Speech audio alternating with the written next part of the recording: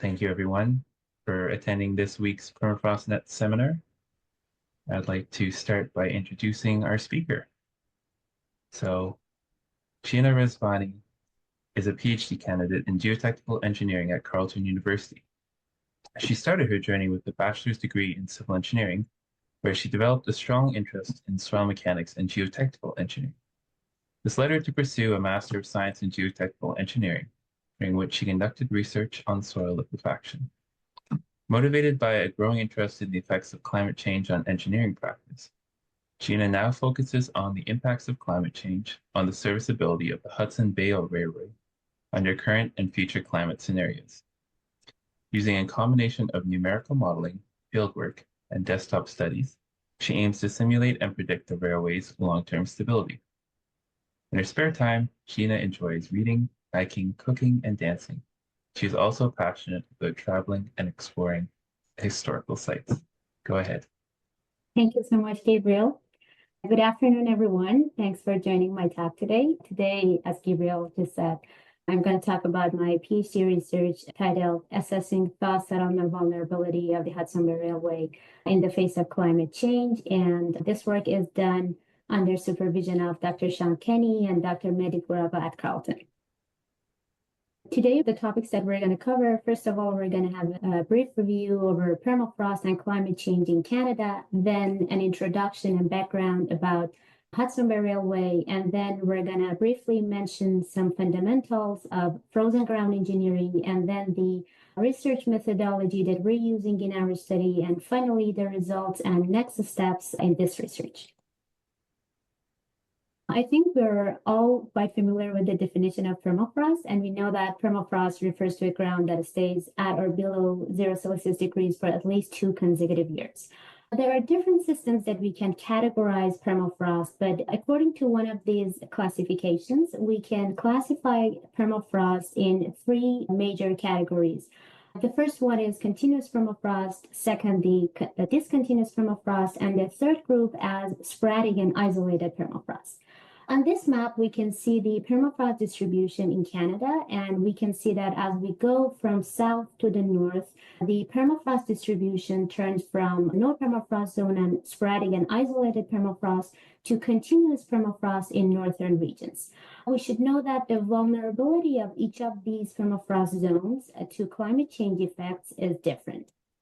We've all heard about climate change, and we know that the climate has been warming in recent decades, but this climate change and increase in air temperature is even more and worse for northern regions because of the effect of polar amplification. For example, for Churchill, which is in our study area, the mean annual air temperature for the period between 1975 to 2005 was minus 6.1 Celsius degrees, but this value is going to increase to the value of minus 3.5 Celsius degrees for the period between 2020 to 2050, and even more than that, in 2050 to 2080, it's going to increase to the value of a minus 0.8 Celsius degrees, which shows a dramatic change in air temperature.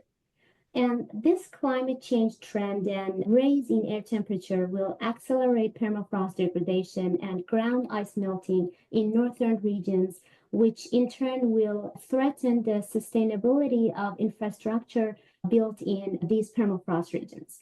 And Hudson Bay Railway is actually an example of these at-risk infrastructures in cold regions. Hudson Bay Railway is an 820-kilometer railway in northern Manitoba in Canada. As we can see on the map on the right side, it starts at the PA and ends at Port of Churchill. The majority of the route is below 150 meters above mean sea level, and it's located in Hudson Bay Lowland Physical Geography region. The construction of the rail started back in 1910, but after a while, because it was wartime, some issues like manpower shortage, the construction stopped, but again, it was continued, and finally, the rail reached Churchill in 1929, and now it's more than 90 years that the rail is operating. As we can see on this map on the right side, Hudson Bay Railway passes through different permafrost zones. For example, from the south, starting from the PA, we have no permafrost zone, and as we go up to north, we have, as we can see in green color, we have sporadic discontinuous permafrost to some area around Gillam, and then starting from Gillam to somewhere between Gillam and Churchill, we have extensive discontinuous permafrost, and then from an area about Herkimer and back up to Port of Churchill, we have continuous permafrost zone. And our study actually is the area between Gillam and Churchill, which includes extensive discontinuous permafrost and continuous permafrost zone. The vegetation in Hudson Bay lowland and along Hudson Bay Railway for the area between Gillam and Churchill has a subarctic component with a tamarack and black spruce predominating. Flat relief and impervious mineral substrates creates a peat accumulating condition, and these peatlands are home to two primary vegetation types, which are the dry peat plateaus and then the wet fenlands surrounding them. The quantity and variety of tree species have decreased due to unfavorable climate conditions and thin soil and also frequent wildfires in this area. Now we want to briefly go over some fundamentals of frozen ground engineering. We know that climate and microclimate factors like vegetation cover, precipitation, wind speed, and topography all impact the surface ground temperature, which in turn will influence the thermal regime within the soil layer. If we assume that there is a very thin layer on top of the ground surface, and this thin layer is not able to experience any heat gain or loss, the algebraic sum of all the heat fluxes for the ground surface would stay zero, which explains the heat energy balance at the ground surface. Fluctuations in ground surface temperature are caused by climate factors like convective heat transfer, surface radiation, including shortwave radiation and long-wave radiation, and also evaporation and condensation at the ground surface. But the primary factor influencing the thermal regime within the ground is actually the conductive heat transfer that is happening within the soil layer, including both sensible heat and latent heat. The factors like soil temperature, soil moisture content, density, the mineral composition of the soil, and also organic content of the soil layer are all among the factors that influence this thermal regime within the soil layer. And also another important factor that we need to take into account is the effect of latent heat released or absorbed by the phase change between ice and water. And ignoring latent heat effects will result in overestimating the thermal behavior of the ground. Now I want to briefly mention the comparison between analytical solutions and numerical methods. First of all, we should note that when we talk about frozen soil, we're talking about a multi-phase medium, including soil particles, ice, water, and air. There were some analytical solutions at first, some basic analytical solutions they tried to simulate the conductive heat transfer within the soil, but some of them did not consider the effect of latent heat. But after a while, there were some more advanced analytical solutions like Nixon's method that did consider the effect of latent heat. But again, most of these analytical solutions have some limitations about the geometry or some transient conditions. For example, we as engineers most of the time deal with complex geometries, or we need to define some transient boundary conditions or some time-dependent or temperature-dependent material properties that these analytical solutions may not be able to cover all of these. So in this case, the other option that we have to use is to use more advanced numerical models like finite element methods or finite difference method. And also another point that I want to mention here is the effect of a soil freezing characteristic curve, which actually is explaining that the latent heat that is released or absorbed by the phase change of ice and water is not released at one specific point. So it's not like a jump in the heat storage of the soil medium. Instead, it is released progressively on a range of temperature, and the soil freezing characteristic curve can depend on the soil material that you have. It can be different for fine-grained soil compared to coarse material, and also the moisture content of the soil and unfrozen water content of the soil are all among the factors that govern this freezing characteristic curve. The objectives that we aim to address in this research, first of all, we try to have a comprehensive sensitivity analysis on parameters accelerating permafrost degradation, in our study area, which is between Gillam and Churchill. And then based on these sensitivity analysis, provide some long-term projections about the stability and thermal condition of the permafrost in the future. And then using coupled thermo-mechanical modeling, we aim to find the most problematic areas in terms of differential soil settlement or sinkhole formation beneath the rail embankment. And these altogether will empower HVAL policymakers to have informed and efficient decisions for the future of the railway, for example, in terms of the mitigation method they want to use or the improvement method, or maybe they need to think about realignment of a part of the railway. The research methodology that we're using in our study is actually a combination of desktop study, fieldwork, and numerical simulations. And these all together are going to help us to evaluate the challenges caused by permafrost thaw under the rail embankment, again, in terms of soil settlement and sinkhole formation, which threaten the functionality and stability of Hudson Bay Railway.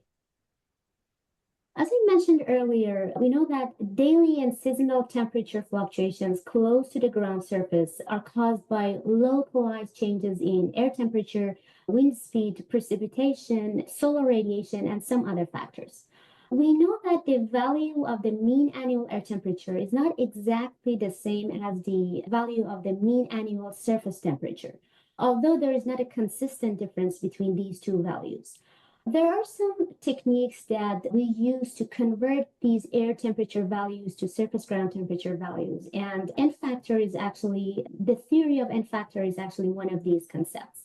The difference between these two values, the air temperature values and surface ground temperature values, can be explained by different factors like net solar radiation, vegetation cover, snow cover on top of the ground surface, ground thermal properties, ground surface relief, and also subsurface drainage. As I said, theory of N factor is actually one of these techniques that has been used by researchers and engineers for decades. And actually the concept that we use behind the theory of N factor is the freezing and thawing indices, as well as surface ground freezing and thawing indices, to provide some N factors. But we should know that N factors are so site-specific and also depend on a couple of variables, including the vegetation type that you have, the material that you have on the top layer, and the topography, and also the snow cover that you have on top of the surface layer. There are some values for N factor reported in the literature, and we as well have used some of these N factors provided in the literature. But to have, as I mentioned, since N factors are so site-specific, to have more reliable and accurate inputs for our numerical models and to have our own site-specific N factors, we have installed some air temperature data loggers in different locations in our study area to provide site-specific N factors and then use them in the boundary conditions of our numerical simulations.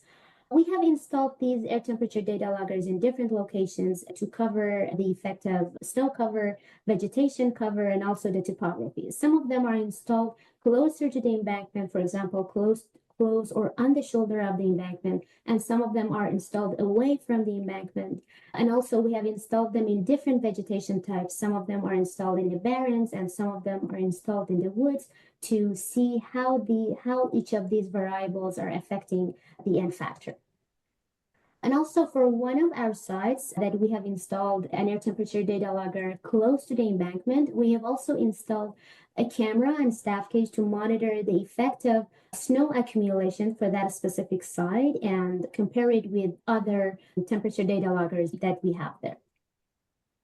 Now I'm going to talk about the numerical simulations part of this study, which is actually the most important part of our research. Maybe it's better to divide the whole numerical simulations in two categories. The first one is the thermal modeling, and the second one is coupled thermo-mechanical modeling. In the first group, which is the thermal modeling, we're trying to do a comprehensive sensitivity analysis, which affect and govern the most factors that will influence the thermal response and thermal stability of the permafrost and the ground beneath the embankment and also on the adjacent area. And then based on the critical conditions that we find based on this sensitivity analysis, we aim to provide some long-term projections, for example, in next 20 or 30 years, provide some thermal models to simulate the thermal condition of the soil beneath the railway and also under the adjacent area for the longer period. And then in the second category, which is the coupled thermomechanical modeling part, again, based on the sensitivity analysis that we have done, because the computational cost of doing coupled thermomechanical modeling is high and we cannot cover all the area and all the sites. So we're going to use the sensitivity analysis that we have done and the critical conditions that we have found and do the coupled thermomechanical modeling for some representative sites for our study area, which is between Gillam and Churchill, and then provide some settlement values and vulnerability of this area based on the climate scenarios that we have for the long-term period. In our numerical simulations, we're using finite element procedures. If you're not familiar with finite element procedures, actually in finite element modeling, the whole domain is discretized to small elements. And for each of those small elements, the governing differential equation is solved. And then the nodal values of all of these elements are assembled to find the global values for the whole domain. This is the approach that we use in both thermal modeling part and also coupled thermomechanical modeling part. The software that we're using in our study is Abacus. Since Abacus is really a strong package, actually the main reason that we are using Abacus is because it's capable of doing coupled thermomechanical modeling. And we prefer to use the same software for both groups, both thermomechanical modeling and also thermal modeling. So in all the numerical simulations, except for a part of a sensitivity analysis, which we used MATLAB procedures, the rest of the modeling and simulations are done in Abacus software. And yeah, as I mentioned in sensitivity analysis, most of it is done in Abacus, but for a part of it, we're using MATLAB procedures and some bounding analytical solutions to provide that part of the research. When you're doing finite element modeling in Abacus, there are some parts and features that you need to define for your model. First of all, you have the soil profile. It doesn't matter if you're doing only thermal modeling or you're doing coupled thermomechanical modeling. You need to define the soil profile for the model. And then if you're doing coupled thermomechanical modeling, since you have a mechanical part in that model, you need to define the soil constitutive model for that numerical simulation. And also, again, for both types, both thermal and thermomechanical model, you need to define the material properties and boundary conditions of the model. For the soil profile, based on reports provided by EVA Engineering and also the data provided by PermaRail Group, recently provided by PermaRail Group, we know that the area between Gillam and Churchill, almost everywhere we have a peat layer, but the thickness of the peat layer might be different in different locations. But all over the area is covered by a peat layer, and then the peat layer is underlain by a very thick layer of silty clay. So the soil profile that we have would be something like this. The gray color is showing the embankment, which is filled with gravel. And then, as I said, we have a peat layer underlain. And then the silty clay, we have a thick layer of silty clay underlain by the peat layer. As I mentioned, for the coupled thermomechanical modeling, you need to define a soil constitutive model that you want to use to simulate the mechanical behavior of the soil. Unfortunately, there is no specific constitutive model that is allocated for modeling frozen soil. So we need to actually use the available constitutive models that are used for unfrozen soil as well, but do some adjustments and some assumptions to use them in our numerical simulations. Among these different constitutive models, we have Moore-Coulomb model, Drager-Prager, and also Chemclay, based on the material type that you have, based on the soil type that you have, and also based on the condition that you have. Each of these constitutive models may work better. For example, if you have a fine grained soil, like we have silty clay here, camp clay may work better. But for example, for the peat layer, which is actually the tricky part, we're not sure yet which model would work the best. Actually, this is the part that I'm still reviewing the literature to see how we can improve our simulations and use the best constitutive model for mechanical part simulations. And yeah, as I said, we have material properties and boundary conditions. As I mentioned earlier, if you're doing only thermal modeling in Abacus, you only need to define the thermal properties of the material that you have for each of the layers that you have. And also you need to define the thermal boundary conditions of your model. But if you're doing coupled thermo-mechanical modeling, you need to define both thermal properties and mechanical properties. And also for the boundary condition, you need to provide thermal boundary condition, mechanical boundary condition, and also hydraulic boundary condition for your model. On this picture, I'm showing the boundary condition that we're using in our models. For the, as I said, for the thermal modeling part, you only need to go with the thermal boundary condition. For the ground surface, as I mentioned earlier, we're using a theory of N factor, and for the ground surface, we have temperature boundary condition. But since the material type that we have for this area is different than this area, so we have different boundary conditions for these two parts, but both are the temperature boundary conditions.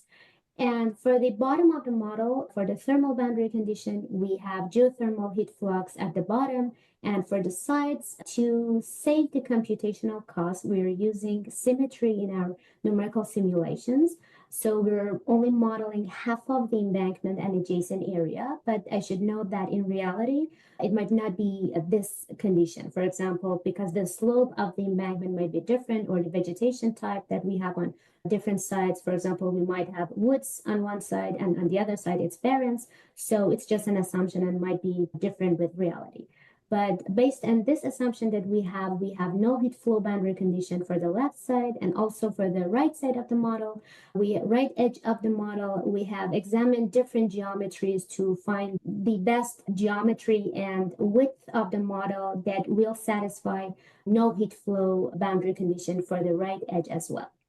And so that's the thermal boundary condition. If you're doing only thermal modeling, that's the boundary condition that you got. But if you're doing coupled thermomechanical modeling, we need more boundary conditions. So we still have the thermal boundary conditions, but we also define the hydraulic and mechanical boundary condition. As the hydraulic boundary condition for the surface, since we have free drainage, so it's zero pore water pressure as the hydraulic boundary condition for the top surface. And for two edges, the right and left edges, we have no flow hydraulic boundary condition. And last but not least, the mechanical boundary condition. At the base of the model, it's kind of fixed. The model is not allowed to deform neither horizontally nor vertically.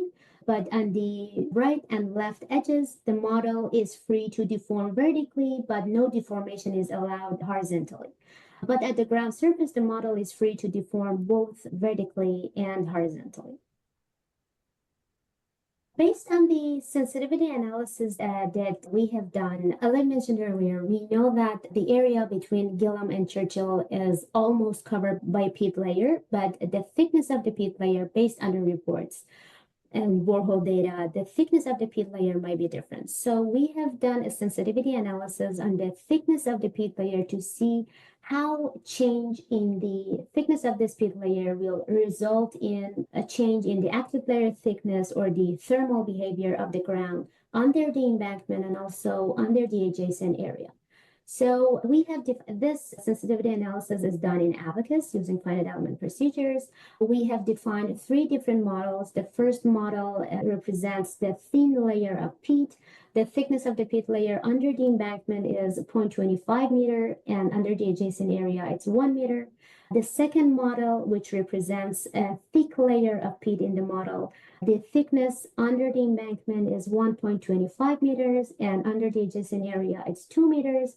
And finally, the third model, which represents a very thick peat layer in the model, the thickness of the peat under the embankment is 2.25 meters, and under the adjacent area, we have a thickness of 3 meters for the peat layer.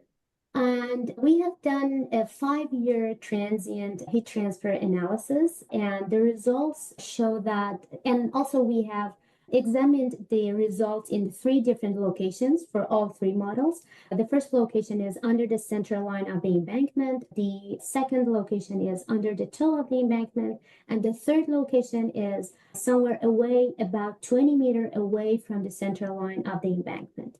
And the results are showing that as we turn from first model to second model, which is turning from a thin peat layer to a thick peat layer, the active layer thickness is increasing. And this can be explained by the fact that in Hudson Bay Railway area, almost everywhere the soil is fully saturated. And since the peat layer has a very high moisture content, when the peat layer is wet, it has a very high thermal conductivity, which in turn will, in the heat transfer analysis, it will increase the active layer thickness. But if, for example, you have another area that you got dry peat, the effect would be vice versa. For example, if you have dry peat and you have a thicker thickness of the peat layer, it would decrease the active layer. And in our analysis, as I said, when we turn from a thin peat layer to the thick peat layer, the active layer is increased. And by average, the increase is about 10%.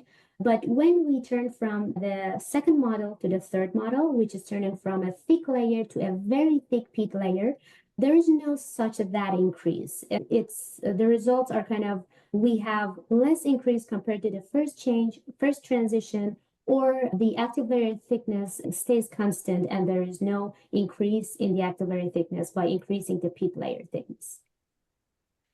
Moreover, since in our study area, there are lots of ponding waters with different sizes, but thousands of them. Some of them are really small. For example, the diameter is something like a few meters, but we also have some large water bodies with diameter of maybe hundreds of meters. So we wanted to see the effect of how the existence of these water bodies are affecting the thermal regime beneath the rail embankment and also the area adjacent and close to the embankment. So we have done a sensitivity analysis based on some analytical solutions. These sensitivity analysis is done in MATLAB procedures. It's not done in Abacus.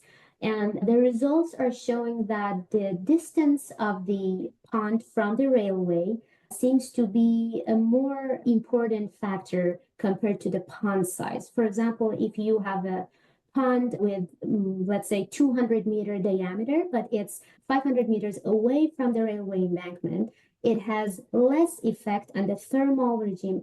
It has less thermal influence on the soil under the embankment and adjacent area compared to a small ponding water with a diameter of, let's say, 5 or 10 meters, but it's just 10 meters or 20 meters away from the rail embankment. And as the next steps of our study, for the thermal modeling based on the sensitivity analysis that we have done, we're going to provide the critical conditions and do the long-term, like 20 or 30 years projections for the thermal response of the soil beneath the rail embankment. And then we'll move forward to the coupled thermo-mechanical modeling part to use the data provided by the thermal modeling part to actually provide some estimation for the deformation and settlement caused by those thermal behavior of the ground and provide some estimations for the settlement and some locations that are the most vulnerable locations of sinkhole occurrence under the rail embankment. And thank you so much. Thank you for the great presentation. I'd like to open up the floor for questions. Hi, this is Bo Chuan An. I have a question regarding the peat condition. I understand the saturation status of the peat may have big impact. What about the compressibility of peat? If on the surface, I think it's more insulated than the compressed peat because peat is highly compressible.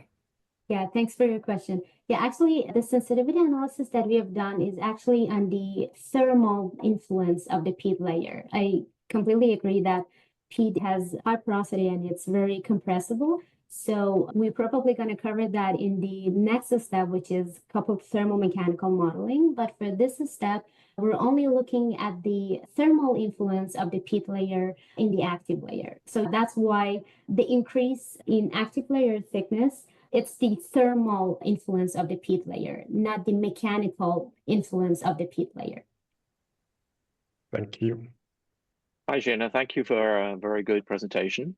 I wanted to ask, I mean, the slide that you've got up right now is sort of surprising. So those of us who work in the north, normally we see peat having a big impact on the thermal condition. And you're saying, well, probably because it was saturated, it doesn't have much. But I wondered to what extent, how did you do the spin up for these models, for example? Because I would expect to see some difference, not just in the active layer, but also in the overall ground temperature profile for your three conditions. And I'm wondering whether it all came into equilibrium first. And I also wondered to what extent the borehole data that you have duplicates this difference or these relative similarities for these three different peat thicknesses. So two different questions. One, how did you get there? And two, how does it compare to the real world? Yeah, thank you so much for your question. Yeah, actually, to provide the initial conditions in our model, I used the climate normals 1990 to 2020. Actually, the 5-year transient analysis are simulating 2020 to 2025. And as to provide the initial conditions, I used the climate normal data for the period between 1990 to 2020. And actually, the model includes two steps. The first step to create the initial condition, a steady state step is defined in that step to provide the initial condition. And then the 5-year transient analysis start from the beginning of January 2020 to simulate the 5-year transient analysis. And for your second question, actually, I have not received the complete borehole data yet, but it's getting done, and we hope to receive the borehole data very soon, maybe in the next few months. And then we have, the opportunity to compare our numerical simulations with the field data to verify our results. Okay, thank you. So if I just come back to the first part, so I understand you can't answer the second question, but the first question, the spin up. So, or when you did your equilibrium analysis, so how long did you run the model for that? Because in our experience has been sometimes you have to run it for 100 years or even longer to get it into real equilibrium. Oh, actually, for the first one, it's the climate normal is a 30-year data. So that's the period that we're using equilibrium for. So it was a 30-year kind of cycling, and then you ended up with these profiles, and then you added the 5-year of actual differences. Okay. So you might, I don't know, just a suggestion, you might want to check that that was long enough.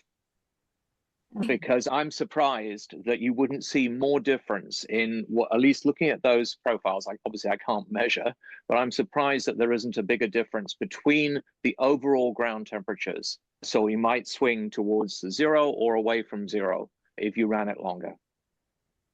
Yeah, perfect. Thank you. Thanks. This is Bo Chuan An again.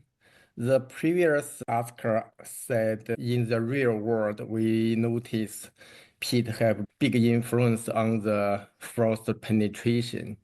For that situation, usually we see peat, it's usually peat is on the surface of the ground in the loose condition, and likely they are not saturated.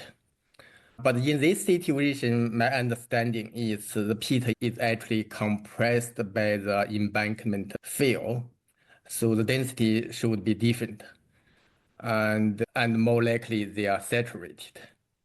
So I think that's probably the difference between the model and the real world. Because just give an example, I did a geotechnical investigation for Norman Wells, between Norman Wells and Canyon Creek. We see in summer, we see ice rich permafrost right just a couple of feet below the surface because it's covered by a couple of feet loose peat. But then for normal soil, the frost penetration or active layer could be even more than 2 meters. So just give an example to show how the peat could impact the thickness of an active layer. Yeah, perfect. Thank you so much for your information. Igor, go ahead. Thank you, Zhina, for excellent and clear presentation. I enjoyed it very much. And my question is about peat. First of all, did you notice, because your study covers two zones, right? Continuous and discontinuous, right? Yeah. So did you notice any difference in the behavior of a peat over these two zones? Maybe isolated zone maybe even show more difference with the cooling and effect of the peat or not. The second question is, what the surface boundary conditions did you use? Is it stationary temperature or some trend of the temperature or normals, or what the upper temperature conditions you used? Yeah, actually, I'm gonna answer the second question first and then go back to the first question. The surface temperature boundary condition that we use, there are monthly values for Okay. yeah. And so temperature series are monthly. Actually, I tried daily as well, but the running time is really high, and because we need to take care of computational cost as well. And I compared the results using daily temperature values and monthly temperature values, and the monthly temperature values are quite reasonable and close to daily, and also save our computational costs. So that's why I went with the monthly values.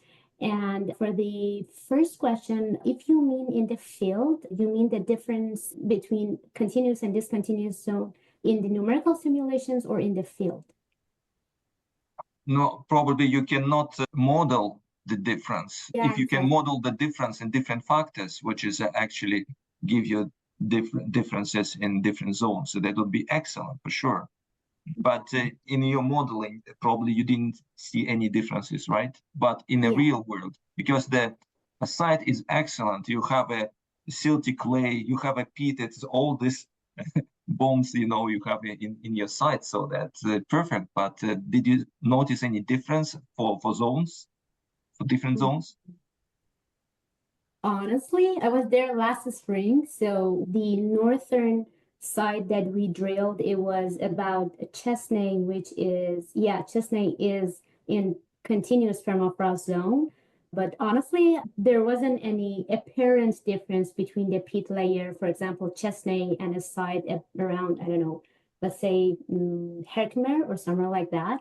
Maybe there is a difference, but honestly, I didn't pay attention in details to see if there's a difference in the peat sample for these two different locations. Thank you. Thank you. Zhina, I was wondering what properties you're considering for the peat, the mechanical properties, or what constitutive model you might use. Yeah, actually, the thermo-mechanical modeling is the part that I'm still working on and still reviewing the literature. Yeah. So actually, that's the most tricky part, especially for the peat, because finding the best constitutive model to simulate the peat, the mechanical behavior of the peat is not really that simple. So I've not started the constitutive modeling of the peat layer. So unfortunately, I can answer to that question now. But for the thermal modeling part, the material properties that were defined for all the layers were the same, but the values were different for sure. But the type of the thermal properties were the same for all three layers. Okay, great. Well, when you figure out properties, please let me know. Yeah, sure. Thank you again, Gina, for this wonderful presentation. And I hope to see you all next week for our next PermafrostNet seminar. Thank you. Have a good day. Yeah, thank you so much. Have a good day, everyone.